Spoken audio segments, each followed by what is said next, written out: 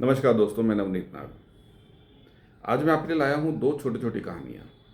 ये ऐसी कहानियाँ हैं जो आपने अनेकों बार सुनी होंगी, बहुत आम कहानियाँ, कई बार पढ़ी भी होंगी। लेकिन आज मुझे ये आपको कहने का मन कर रहा है। और कहने का कारण मैं आपको बताऊँ तो पिछले कुछ समय में मेरे कुछ अनुभव जो कई लोगों के साथ हुए, तो उन अनुभवों के पर आधार रखते हुए मुझे ये कहानियाँ आपके साथ शेयर करने की इच्छा हो रही है। तो चलिए पहली कहानी से स्टार्ट करते हैं। दुबई के एक शेख थे, बहुत पैसे वाले। अब शेख तो आपको पता ही है, तेल के कुओं के मालिक होते हैं, पैसे वाले होते हैं।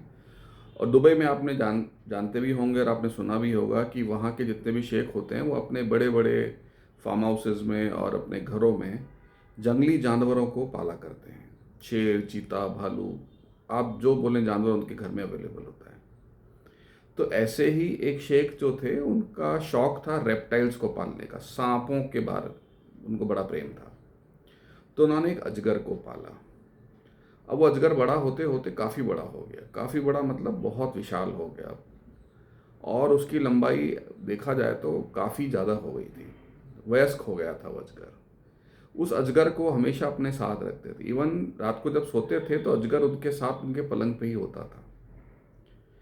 तो कुछ दिनों से वो क्या देखते हैं कि अजगर ने खाना पीना बंद कर दिया है और एकदम से पड़ा रहता है, सोता रहता है, कुछ नहीं करता। और अजगर तो वैसे भी काफ़ी शिथिल प्राणी होता है, वो बहुत कम एक्टिव होता है, तो वो पड़ा रहता है। लेकिन रात को जब वो सोते हैं तो अजगर उनके पास सट के सोता है और अपने आप को पूरा एक लंबा स्ट्रेच में खोल लेता है। जनरली हमने देखा है कि सांप कुंडली बना के सोने की उनकी रहने की आदत होती है, लेकिन ये अजगर जब आपको आपके साथ सो रहा था तो वो अपने आप को पूरा लंबा करके अपनी पूरी कुंडलियां खोल के एकदम सीधा होके सोता था। तो शेख साहब बड़े आश्चर्यचकित थे, क्या हो रहा है। उनको चिंता ये थी कि उनका पेट है और वो खाना नहीं खा रहा है, तो उनको बड़ी चिंता थी कि मर ना जाए, बीमार ना हो जाए, क्या हुआ। तो उन्होंने उसके लिए डॉक्टर जो होते हैं, वेट डॉक्टर्स होते हैं, उनको बुलाया। जो उनके एक्सपर्ट्स होते हैं रेप्टाइल्स के, उनको बुलाया गया, उनको बोला गया। रेप्टाइल डॉक्टर जो थे उन्होंने उसको चेक किया। चेक करने के बाद फिर उनके बिहेवियर के बारे में पूछा कि कब खाता है, कैसे रहता है। तो शेख साहब ने सब कुछ बताया कि खाना पीना तो इसने काफ़ी दिनों से छोड़ दिया है, कुछ भी नहीं खा रहा। और जब सोता है तो ऐसे चिपक के सोता है और एकदम लंबा होके सोता है। ऐसा लगता है कि इससे कुछ मन में बात चुभ रही है और मुझे कुछ कहना चाहता है, पर ये कह नहीं पाता, ऐसा कुछ बिहेवियर है। तो ये सुनने के बाद जो वेट एक्सपर्ट थे, जो रेप्टाइल एक्सपर्ट थे, वो मुस्कुरा दिए और उन्होंने तुरंत से शेख साहब के जो असिस्टेंट थे उनको आदेश दिया कि इस अजगर को तुरंत से यहाँ से लिया जाए और सरकारी जू में जाके छोड़ दिया जाए।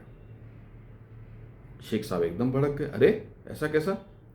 बोले शेख साहब, ये जो अजगर है ये भूखा क्यों है, 10 दिन 15 दिन इतने दिनों से भूखा रहने का कारण है कि ये आपको निगलना चाहता है।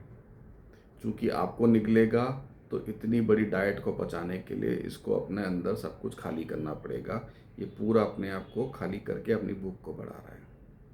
दूसरा, ये आपके साथ लेट के जो ये आपके साथ चिपक रहा है, तो आपको लग रहा है कि आपसे प्रेम प्रदर्शन हो रहा है, ऐसा कुछ नहीं है। ये आपकी लंबाई को मापने की कोशिश कर रहा है। ये देख रहा है कि क्या मैं इस प्राणी को पूरा निगल पाऊंगा कि नहीं निगल पाऊंगा।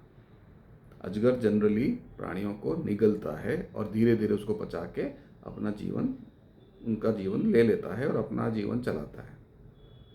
ये सुन के तो शेख साहब हक्के बक्के रह गए। दोस्तों, इस कहानी का मर्म हम दूसरी कहानी को सुनने के बाद समझेंगे। अब दूसरी कहानी क्या है। एक जंगल था, वहाँ पे शेर राजा था, जैसा होता है जनरली, जंगल का राजा शेर। वहाँ पे एक गधा घास खा रहा था और वहाँ आसपास ही एक चीता घूम रहा था। अब चीता और गधा आपस में बात करते हैं। तो चीता गधे को बोलता है, यार तू बड़ा लकी है, कितनी हरी हरी सुंदर घास तुझे खाने को मिल रही है। तो गधा बोलता है, अरे मूर्ख, क्या तेरी आंखें खराब है, ये हरी नहीं नीली घास है। बोले नीली घास, घास कौन सी नीली होती है, घास तो हरी होती है, चीता बोला।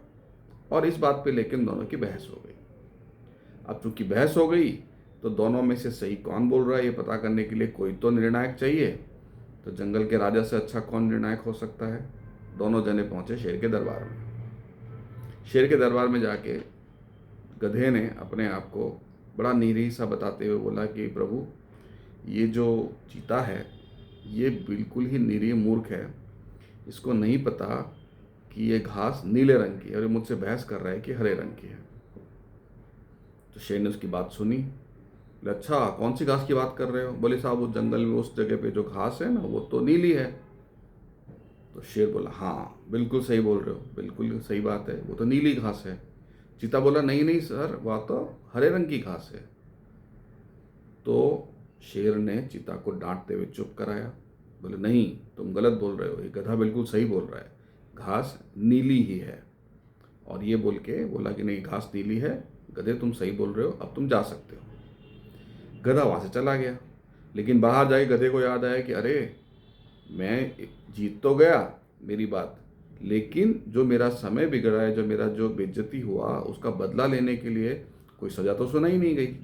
मुझे फिर से शेर के पास जाना चाहिए और एक सज़ा की डिमांड करनी चाहिए। वो शेर के पास वापस आया, दरबार में आके बोला कि आपने मुझे विजेता तो घोषित कर दिया, लेकिन इसको सज़ा तो करिए, इसने मेरा इतना समय बिगाड़ा और मेरा मन खराब किया। बोले, हाँ बिल्कुल सही है, तुमने बोला इसको सज़ा होनी चाहिए। तो शेर ने सज़ा सुनाई कि चीता, अब तुम अगले 3 दिन तक मौन व्रत धारण करोगे, एक शब्द भी तुम्हारे मुंह से नहीं निकलना चाहिए, ये तुम्हारी सज़ा है। गधा एकदम खुश कि देखो मैं जीत भी गया, मैंने सज़ा भी करा दी। वो अपनी ईगो सेटिस्फाई करके वहाँ से चला गया। उसके जाने के बाद चीता ने तुरंत से शेर जी को बोला, ये कैसा न्याय है, आप राजा हैं, इतने नॉलेजेबल हैं, और आप ऐसा कैसे बोल सकते हैं कि घास नीली है। आपने तो मुझे झूठा साबित कर दिया एक गधे के लिए, ये तो अन्याय है, आपने कुछ ऐसा गड़बड़ किया है। तो शेर ने बोला, तुम जानते हो घास हरी है, मैं जानता हूं घास हरी है, पूरी दुनिया जानती है कि घास हरी है। पर ये जानने के बाद एक ऐसे आदमी से बहस करना जो गधा हो और वो अपनी जिद पे अड़ा हो अज्ञानता के कारण कि घास नीली हो, तो ऐसे आदमी से बहस करना ही सबसे बड़ी गधेपन की बात है। तुम्हें सज़ा इसी चीज़ की मिली है कि तुमने बिहेवियर, चीता हो के बिहेवियर गधे जैसा किया।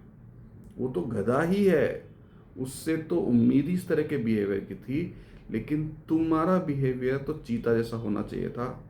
तुमने अपना समय बिगाड़ा, उसके साथ यहाँ आके मेरा समय बिगाड़ा, हम सबका समय बिगाड़ा, इसलिए तुम्हें सज़ा मिली।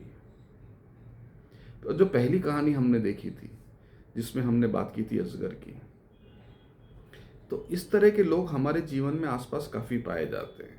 आपके निकट रहते हैं, आपसे चिपके से रहते हैं, आपके मन में और आपके एकदम आसपास, फिजिकली भी और मेंटली भी आपके आसपास रहते हैं। आपको हमेशा ऐसी फीलिंग देते हैं कि वो हमेशा आपके साथ हैं, आपके हित चिंतक हैं, आपके शुभेशी हैं। लेकिन वो असलियत में ऐसे नहीं होते।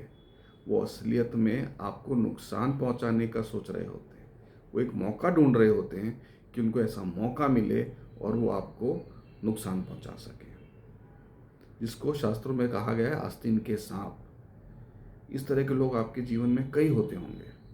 क्या आप उनको पहचान पाते हैं? अपनी आँखें और अपना कान और अपना दिमाग खुला रखें। आज के ज़माने में इस तरह के लोग बहुत बहुत ज़्यादा पाए जाते हैं। जिस पे आप सबसे ज़्यादा भरोसा करते हैं वही आदमी आपको सबसे ज़्यादा डिच करने की पॉसिबिलिटी रखता है। इसलिए जब भी किसी पे भरोसा करें, आंख बंद करके ना करें। अपनी आंख, अपने कान और अपने दिमाग को खुला रखें। आप उसकी प्रकृति को पहचानें, क्योंकि ऐसा कहा गया है कि आदमी का नेचर और सिग्नेचर कभी नहीं बदलता। कुछ भी हो जाए, वो जैसा है वैसा ही रहेगा। ऊपर से कितना भी कॉस्मेटिक चेंज हो जाए, आदमी कभी नहीं बदलता।